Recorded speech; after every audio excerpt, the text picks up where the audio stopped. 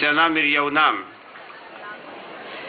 Ir kvailinančių dainuškų, nuo pataikūniškų ir parsidavėliškų sovietinių įpročių,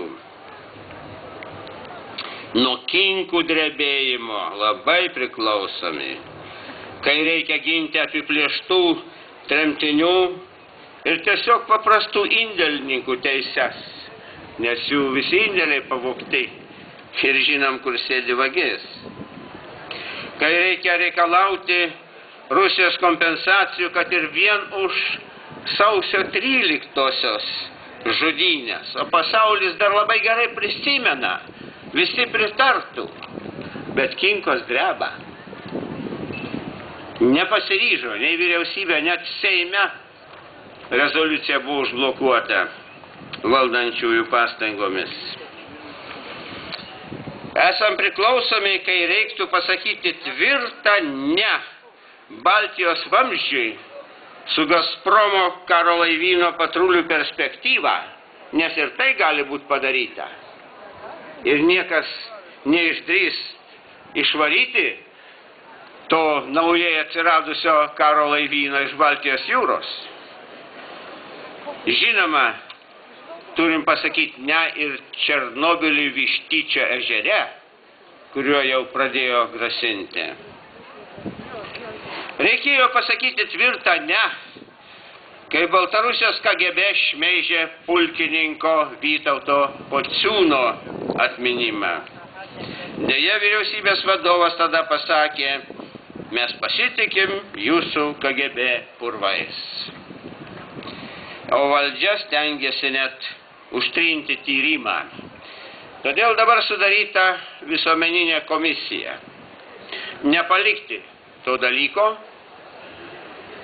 kaupti, analizuoti, skelbti visą tai, kas jau yra ir pasirodė ir vieša, tačiau niekaip neišryškinama.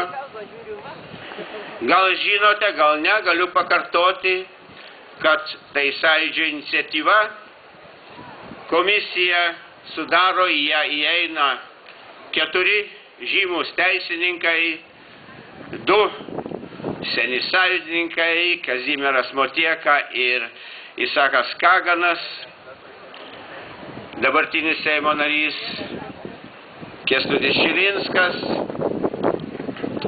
ir buvęs prokuroras, dabar Lietuvos Tėvynės fronto bičiulių pirmininkas Kęstutis Milkeraitis. Tarp kitų atstovų yra Lietuvos Sąjūdžio pirmininkas Rytas Kupčinskas, buvęs pirmininkas Landsbergis, buvęs Valstybės saugumo departamento vadovas Petras Plumpa, žymiausias teismo medicinos ekspertas profesorius Garmus, rezistencijos ir genocido centro istorikė Grūtė Burauskaitė. Ar pritarėte, kad yra sudaryta tokia komisija?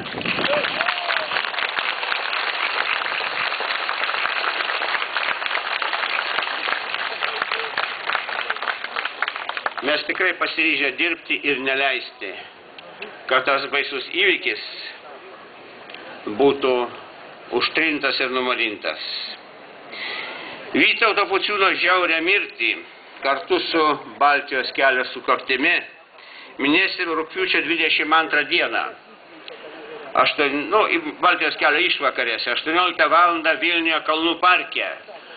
Visus kviečia Lietuvos Sąjūdis ir aš asmeniškai kviečiu, kurie čia esate ir visiems pasakykite.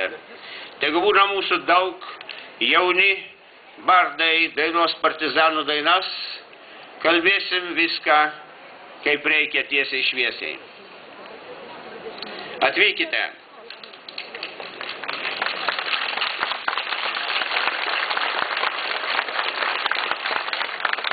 Jūsų tarpe turbūt nėra klausinėjančių, kad viens kitą klausinėtų, o už ką balsuoti. Juk čia ateina Lietuvos likiminė valanda, šio rudens Seimo rinkimai.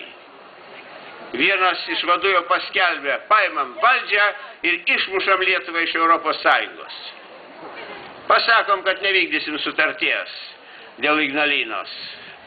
tegu daro su mumis, ką nori.